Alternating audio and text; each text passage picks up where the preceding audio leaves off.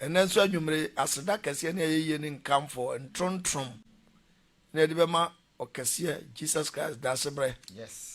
Na dum nti na me no ye da so te ase. Kwasem. Ondo donipa boroso nti. Anhwa ne tenten ne kase ho no fa akwate bi ato no ho so frisoro. Be hunu anim guase wo cover dan fiara abonten o sendua no. Enye bibia asem no mienu Abraham asefo nti. Nti na wode akyeye nso a wode wakoba bia bekobia de waba. Ena wo sabre nso me nso wode me akwaba ne ya behia. Yes. Tie mpuni abebo. Na ye de asempa trade ne be fa fidie mu amaw. Na ansa na ne ye beche ya tiefo nyina se de daye no. Ni ade ye ho adi akere mo. Se bia me kase de Apostle Abraham Obugyei de obi enime. Em se wo de onteme ne da no na bia ne nkwa na.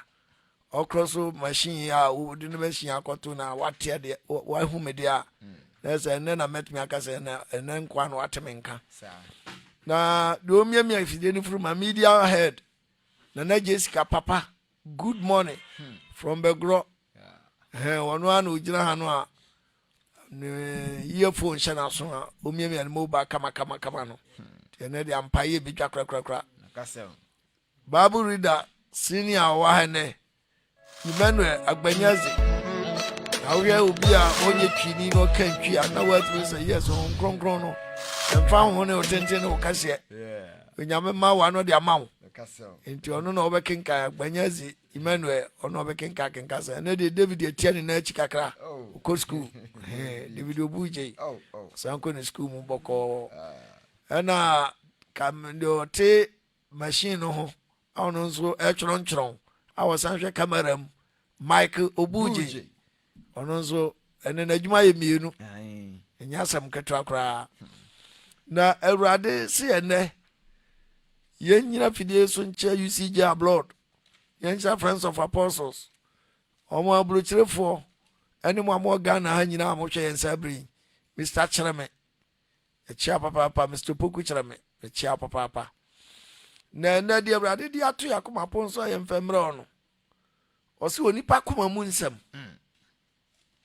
akoma ye de ye yamu dan me kira mo se onyankopon bo ONIPA no akwa ni nyina sisi no ho so pepepe ani meka se ni pedua ensa wa dwuma ye akoma aso na dwuma wo ye akwasem enipa nan e wa dwuma ye wani kosua wa dwuma ye etire aso wa dwuma ye wano wa dwuma ye techerema wa dwuma ye esen wa dwuma ye etoni papa ba bia ne prep part bi bo ni pedua no meka se ni pedua na akwa ni nyina sisi so pepepe na akoma na de nipa yam ne de eno akoya fidie bi a akoya se fridge edi ne ma hihye mu eno na atimupo nyina wone kogina edu so bi ba na se ni ball so a se de ohu ono de woni mu no wonim tenie pa enti ehu papa de ehu owiase enipa akoma mu nsam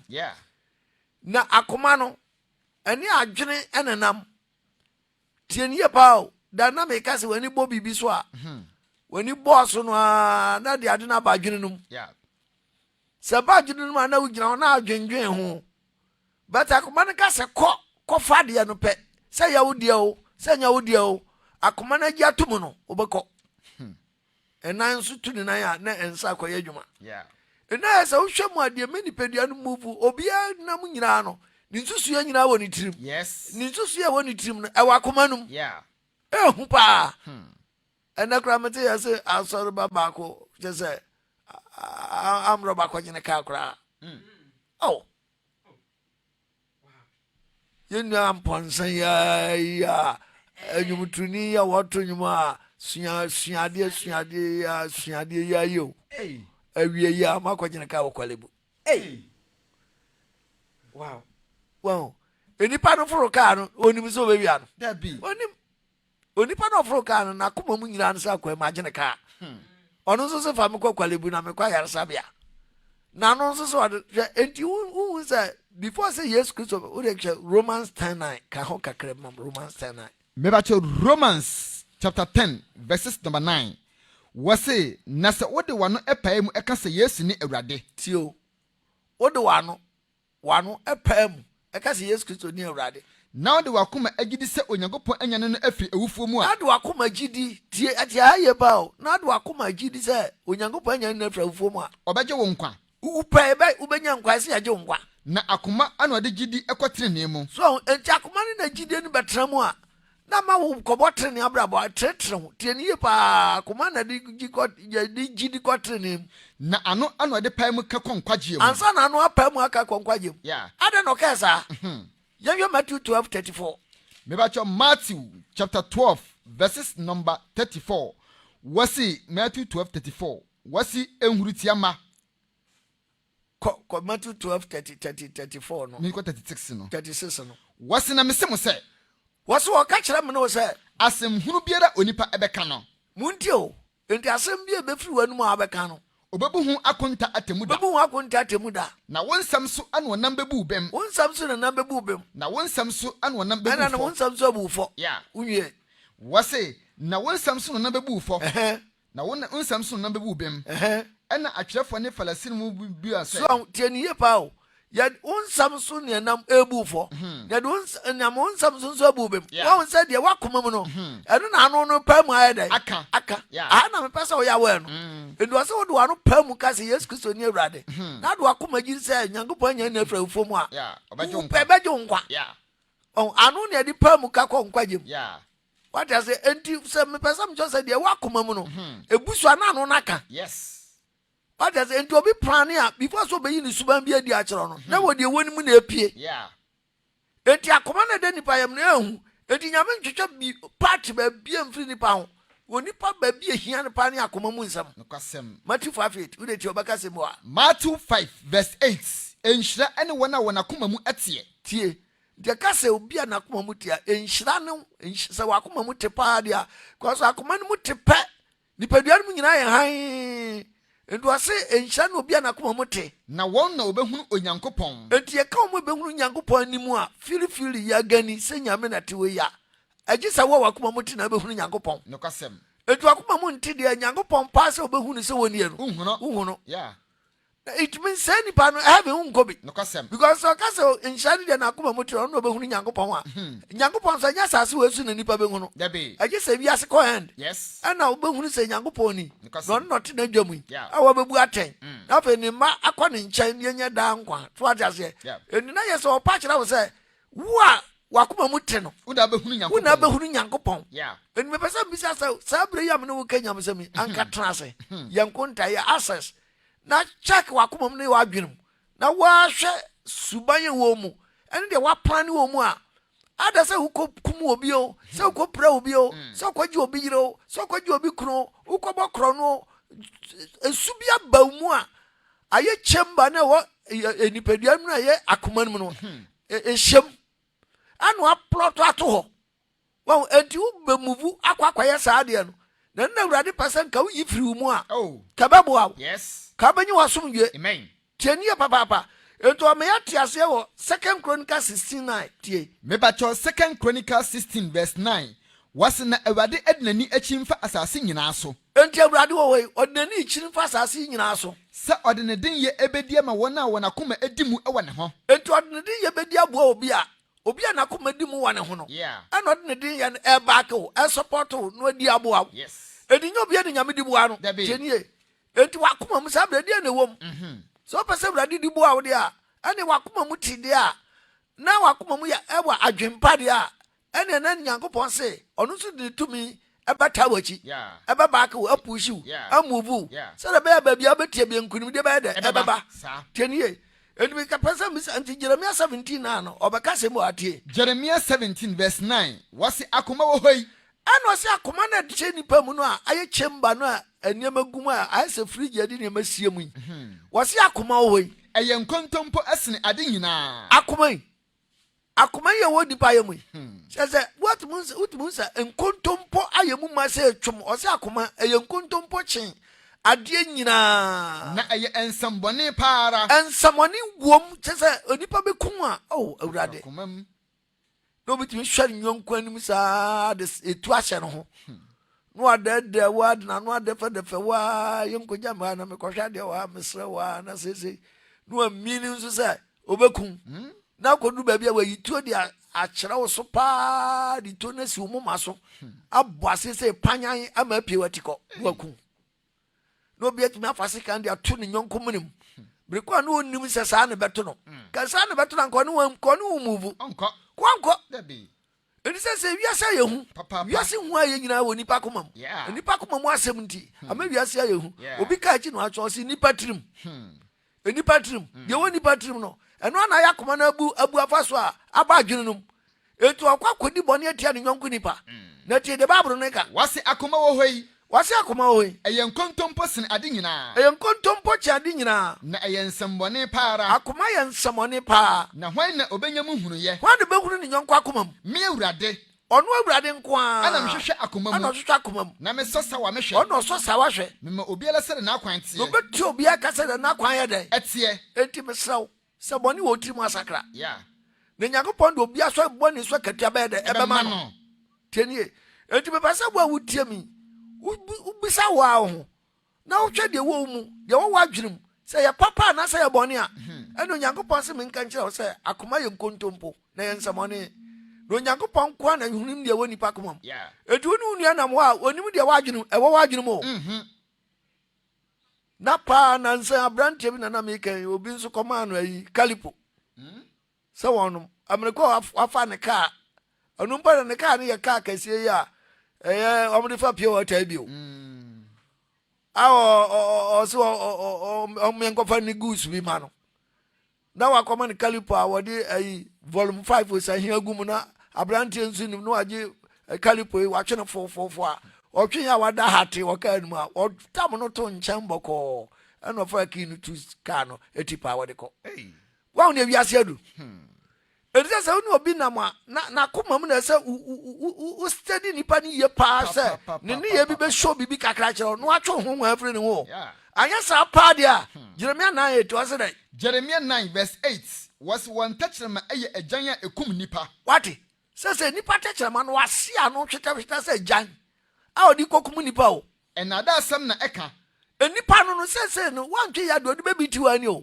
na no na ɔde bɛka na da asɛm akyerɛ wo wɔde wano ɛka asomdwesɛm akyerɛ wɔn yɔnko ɔde na no bɛka asomdwesɛm akyerɛ ne yɔnko a rapowa ma wakoma bɔfam sɛ wɔde ade pa bi na ɛkɔma wo na wɔ mu deɛ na nimu no deɛ wɔteta no no ɔtetɛw umu no ɔtetɛw mede metua wɔn yei so ka Onyankopɔn sɛ nkurɔfo a ɛte saa no ɔma bɛtua mo ka Awurade asɛm ni Awurade na ɛka anaasɛ meka arentɔ ɔman a ɛte sɛ so werɛ ana ɔman yɛ sɛ busudie wei bɔne wei kɔ so ɔntɔ ɔman no so werɛ ana ɔbɛtɔ so werɛ hwɛ ɔdɔfo tie ni o ɛnyɛ wadwen sɛ nso bibi wɔ mu saa wode obi wano kɔ dɛfɛdɛfɛ obi na deɛ wɔ mu no nyɛ na deɛ kɔkum nipa o sɛ deɛ ka nkum ha bɛ no bia ni pɛpɛpɛ me nua pani ni nua pani ni ken ha bɛ ni nua pani ni ken ana ken so obi nkɔgya na fom ɔno sɛ duru ni nua ho twitwa a akɔboa no ma na twitwa ni nua ho na ɔno nso nim sɛ sɛ yɛ fom a yɛ kɔ mi kɔgya me brɛ sɛ ɔno nso ami nim sɛ okokuma na ken ni ha bɛ kɔdura fom ken deɛ ha bɛ do nim sɛ ɔba ni nua pani afom nti wayi ne yam hodɔ no ala mfa fa kyerɛ kɔfa poli ba na ti ko che panyan wakuno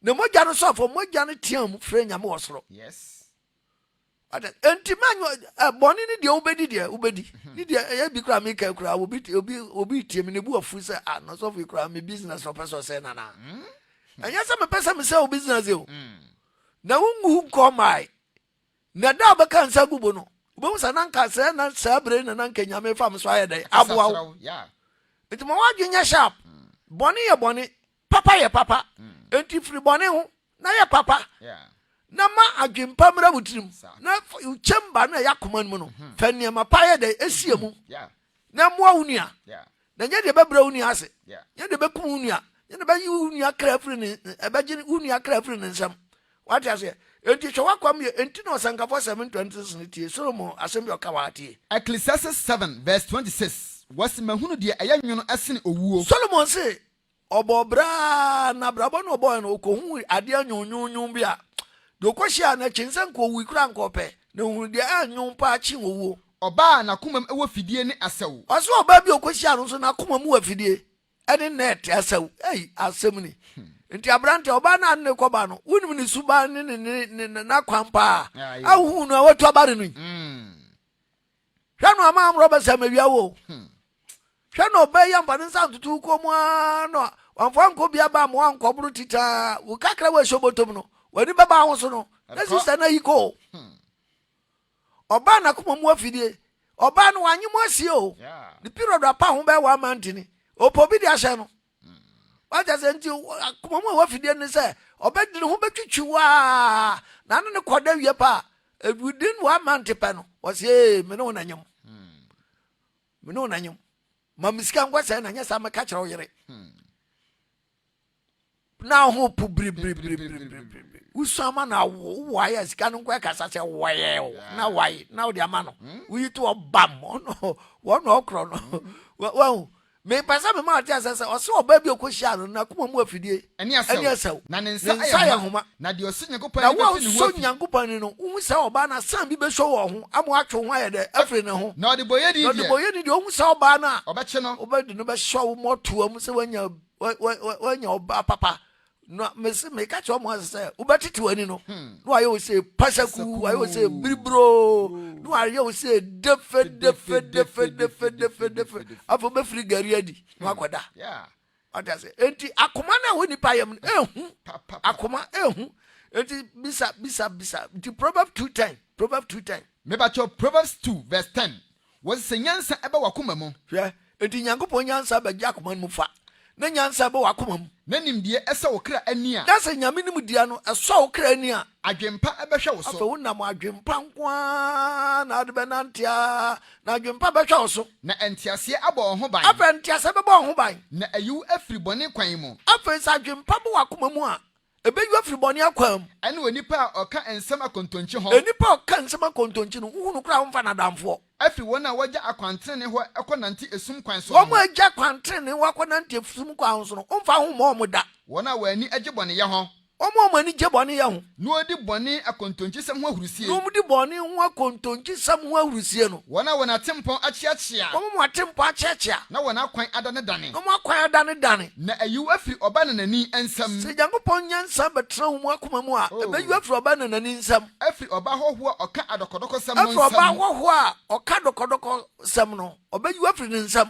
ono no apo ne baba bremu kwankyerefo sa oba no apo ne baba bremu kwankyerefo na ne wura afri ne nyankopon apam ana ne wura afri ne nyankopon apam ne fie ekum ko owuo mu ne fie ekum ko owuo na na akwan kwa asamanfo ana na kwa ansamando na wona okọ ne ho biara ensane obi okọ oba no ode ne ho be kan bia no onya dai onsan wada so wanya gonoria me se yare bi abetete agam ho no wanwa obatu ani ba bia na osi no obenu ho krasa odo ho bo se wo ba wona okọ ne kwa ho biara rensane obi okọ ne kwa ho bia nsane no orensi enkwa kwan mu na se nipa ne nsi nkwaje kwa mu da no afa ni papa kwan so no otimi afa ni papa kwan so no adi atrenefo kwan so no abedi atrenefo kwan so na tenfo ene betena asase ne so trenefo na ekọ heaven akọtra asase no so na wona ope no ebetena mu wonwe epe no ena omenya heaven ho atra yes what is enti akoma ho ehu papa enti nipa akoma mu nsem ehu etu no obi na ma study ni yo bomba ye pa na study nipa na obe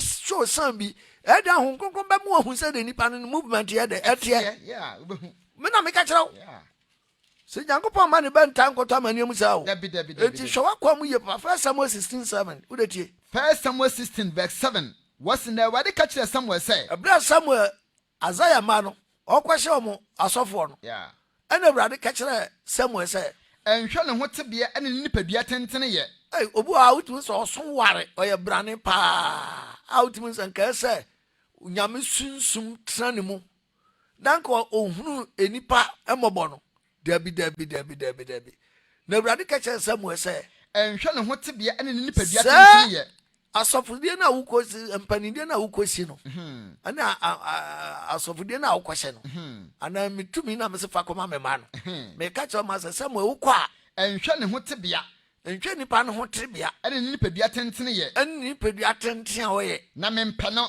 na mempe obi o so ware tenten gram obi o te sa mempe no na menhwe de onipa hwe de nipa hwe so won enipa ko ye bibia o hwe ni odina ni bebo so no si nipa we de wo so nti we na yɛde si pani abɛboa wɔsi Nyankopɔn so ntwe de nipa hwɛ na onipa hwɛ de etia aniwa onipa de etia yaniwa na yehu asomasia ne yɛ adwen bi de ama no ne nipa hwɛ de etia aniwa na awurade de no de ɔhwɛ akoma mu na ɔhwɛ yeah akoma mu na ɔhwɛ yes enti mepɛsɛ mbisa sɛ wakoma mu te sɛ de wakoma mu nso na ɛba adwenum nso a akoma ne sans na ba nipadua no bemuvu yeah enti Nyankopɔn se menka nkyerɛ wo sɛ onipa hwɛ de etua niwa awurade de akoma mu na ɔhwɛ enti sɛ awurade hwɛ akoma mu a wohwɛ de bɛ na wom adwen bɛ na ba wutirim awurade nso mu amen no mo bagina amen no nso mu no mo atransepa nso mu na honkronkron be take control nso mu na dwen nyame adwene yes ɛnna bɛ ma wo nua nso anya mfa so wa brabom kasem anya sa sister brother obatitu anu ba bia obakwa kodu da ache no obaka sɛ ɔsɔfo Obugyei kan na wanyɛ de wantie hwehwe wakwa mu ye na wanwe wabakɔ prison wanwe abakɔ cells wanwe ya do edo beto amaniem papa wanwe abatitu ani na da bunsam gem ho be kyerɛ papa enti tie asɛm ni ye papa ndi Psalm 33 verse 13 no say Psalm 33 verse 13 wasi awurade efiri soro hwɛ awurade nso ɛsoro na ɔte na ɔse wɔhwɛ na ohunu enipa manyina ohunu nipa manyina wɔtenetena berɛ ɔno wɔtenetena bia ho na ɔhwɛ asase sisifoɔ nyinaa ɛna ɔhwɛ asase sisifoɔ nyinaa ɔno na ɔnwene wɔn nyinaa akoma ɔno na nwene nipa nyinaa akoma na ohunu wɔn nnwuma nyinaa mu ɛna ohunu obiara adwuma a wɔyɛ dɛ oyɛ mu ɛna onim deɛ te akoma no mu onyame no enti obase menka nkyerɛ sɛ deɛ wɔ mu nyinaa wɔnim deɛ wɔ akoma mu nyinaa wɔnim enti ɛbɛtumi a anka wo sakra wadwen a yɛbɔ wasu a ka bɛnya honhom kronkron a ɛbɛ bɛdi aboa wo a nyame wo no nso no ɛnyɛ bɔne ɛno trene adeɛ nkwa na honhom kronkron yɛ yes what I say obonsam ba so obewia no akum no asɛe na awurade Yesu na ba sɛ ɔba no amayenkwa no wanya no moroso yes enti ɛno na ɔpɛ sɛ nipa bia mfa na akwa so na ne honhom na obi ansa nyɛ dɛ enkabi na akoma no asɛmpa bi nkɔtra akoma no mu na nipa dua no muvu a yɛtrene adeɛ yes anyɛ sɛ wobɛtoto ani no wobɛka sɛ sɔfo Obugyei mekan enti hwe wakwa mu ye enti Matthew 12:33 no 12:33 no fabra mebacho Matthew chapter 12 verse 33 wasi akoma ene asetena koi wasi momadua no enye dua pa enti madua no nye dua pa na naaba aye abapa na ba aye abapa anase momadua no enye dua bɔne ene madua no nye dua bɔne na naaba aye ababɔne na ba no nye ababɔne prɛko na dua na ba anu ade behunu dua korɔ dua na ba no ene de behunu dua korɔ sɛ ntina me kyerɛ wo sɛ yɛka dua na ba ɔse honhom na ba yeah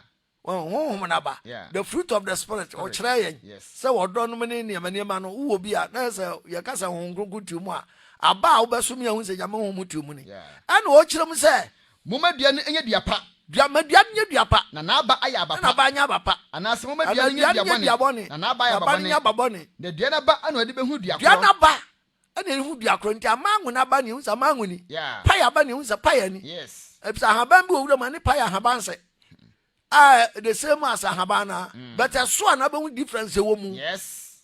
And was say, Mumadia abano, Diana Bano de Behudia Cro, Nemrutiama, Moya Abonifui. We are the Moyani, Mobaya then at me a can sempa. Obeda now what to make a casampa robi. The Aya Akoma Abusono ano eka. The Aya Koma, Emma Amana Busono. I run up, I know super we are there. Eka. And before so be proud no baby and anon. That's I didn't want a do critical point so other so become. Yes. To a mean one who know come once I'm going to timo. But last minute no be sad and no. No, you Tony the actual so come on far cast of one bra. Sabra now a prania when you could do baby. I saw finish you. Yes. And son of perm why I come. Sabra no be perm council. Which was the critical point here. We are home baby, we are home be ye. That's any pan when young will become. Yes. That your orderful. Was not the Yakuma Abusona and Yakuma Buson and Oka. When the papa F in the power bob on Akumamu and Oyinipa Edi. What? Did papa in the power bob woman Akumamuno? And no yabra bapana subam pabiadi. Na Onipa Boni F in the Bonia Waboba on Akumamu and any papa in the Boni on to a bob woman Akumamu, no you debedi. Niboni and the Boni no sweaty. Namasemo say, may catch them say, and some who be a Nipa Becano. What? Tia your papa just last minute no. A peer one now could nipa na uno. Be one no cocumunipano. Be one now, but your cock, Uncle Tramaniamono. Messia, the assembly brother. Yes. Emani nyansa. No Nyankopon pese ni pesi akoma. Ye akoma mu ye. Se de be ye benya nuadon ye benya tema ama ye ho. Ye tumi trasa sumo ya sumo ya dai adwen. Na de be na wiase kure. Ehin na wiase aduri. Enti maame papa brother sister. Adwuma bia wo ye bia mpacho wakoma mu adwen be na wo mu a wo de ti adwuma mu ho. Akoma no de na wo mu a wo de na masase we so. Ma akoma no nyina adwempa. Yes. Nem ama dia no so enya bapa enso bapa what I say and according to Matthew 15:17 Matthew 15 verses number 17 was na mu hunu se ade biara ekọ anum ekọ oyefunu mu hwa osi ade bia efiri abonten ko wanum no ekọ yefumu straight na eyi egu yane mu efiri wo yam a sabi o na ekọ yane mu na die efiri anum efiri die na die efiri nipa num efiri adi no efiri onipa akomam efiri he nipa akomam eno na egu onipa ho fi eno na egu nipa ho fi na akomamu ana adwembone eti akomam mu ni akomam chamber ho no ehwa na ye center adwembone te awudisam ti akomam ayerefasam obi be fo obi ra odwene ho akomanum adwamansam fra akomam awifusam fra akomam adansikrum fra akomam ene abutusam fra akomam yeni noma egu onipa ho fi wen na nyamem no ba mu pa egu nipa ho fi no de ensa won hohoro edidi a etu do nsa kodidi no ahohoro onsa ho a nyamem no engu ni ho fi engu nipa ho fi yes Father said, "Dear many pebble jim, dear henny papa wa brabom, dear shakuman, I have bonny any pap protono, and only a dear good nipa huffy. Yes, a many pahu bon can soon sumo. What has until Matthew 23, 25 on the TTS. Matthew 23:25. Was the moon yet? Was it moon yet? More a trap for fallacy for any yachum. What trap for any fallacy for yachum for? Some who kruani are you actually. Oh, na me pacho kuru akura nka ba no mu nso ahe na ese hohoro inside yeah efi wo kuru mu no aba wo kuru anachi ani ayewa na wudidi inside no aba wo kuru akire na emu de na emu no adwetwa ane adifude pe ahyemu ma oh ani nipa ho aye hu wo bedidi apoto wi anu munye cup na munye na wakwo wo cup na chi apoto wi anu akire na sifom na atra na enu kura ye nyusu ono wakwa fasem na no support de atwitwa ayewa na chi tiai na emu de na emu no adwetwa ane adifude pe ahyemu ma emu no adwetwa na adifude pe ahyemu ma Farasini ni frani hohurukruwa ne ayewa no mu kane ene anka kruwa ne ayewa no emu no na hia emu no a obedidi mu no ande woro mu kane na akire no nso afi na woro mu a akire no nso be da ebefi munue mo atwerefo ne falasifo nyaatwemfo atwerefo ne falasifo nyaatwemfo samote se eda a waka ho a eho a ohunu eyefe enipa nam ho ahwe ne ho fe abranti ahwe coat pencil se no bottom oh god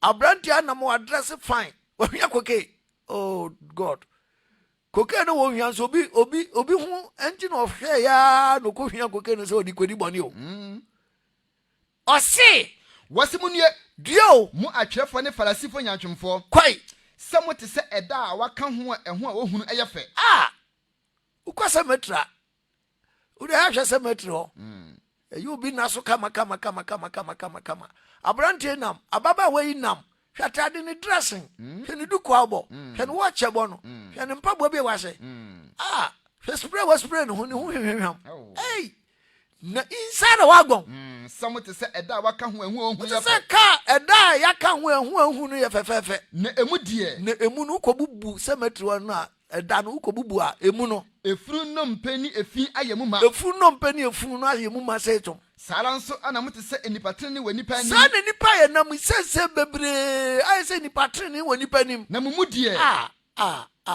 nipa mu die nyaachum ane amumuye ayemu ma awurade hu nipa mabo amen sasase we pa na yesei aye busy baza sese unam kura usuro awurade mfa ne sanka ne ma o amen awurade ma ne ma ahoɔden o amen awurade ma ne ahinta bia so dadi o amen ne nipa nya omfa ahodi efisa anya sa de ekeka ba no wiase no ba bia du na ehu papa in the Psalm 51 verse 10 last quotation Psalm 51 verse 10 wasi onyankopɔn David so onyankopɔn bo akoma emutie ma me ene betimi a awurade hu yamɔbɔ na ba akoma emutie ma wo ma na ye hu foforo ase etim wo me mu na ma wo ma nyi asemi na se menya honhom foforo na nkɔtra wo mam entumi emfiri w'anim ntwene ento ma emfiri w'anim nso nkyene na enyi honhom kronkron emfiri me so enyi honhom kronkron mfiri wo ma so ma menya wo nkwagye ho abotoyɛ mu bio ma yenya wo nkwagye mu abotoyɛ mu biam na ayamye honhom ensɔ me mu na ayamye honhom nsɔ me mu mɛkyerɛ emratofoɔ w'akwan na ɔmo nso atimi agyira